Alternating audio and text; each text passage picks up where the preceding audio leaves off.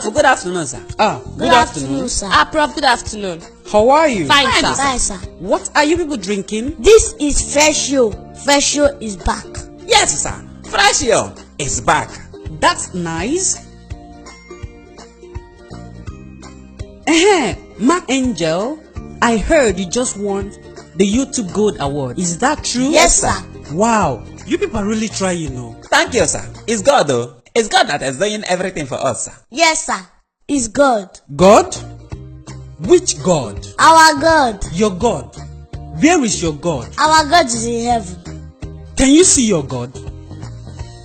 No. Can you touch your God? No. Then there is no God. Science has proven it, that anything you cannot see or touch does not exist. So you don't have a God. But, sir, Shh. Are you a graduate? I am a professor. Processor. Excuse me. How do you know there is no God? Common sense. I use my sense. Where is your sense? My sense is up here. Can you see your sense? No. Can you touch your sense? No. That means there is no sense. Yes.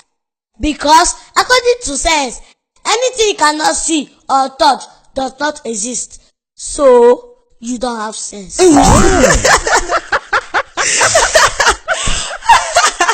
Emanuela.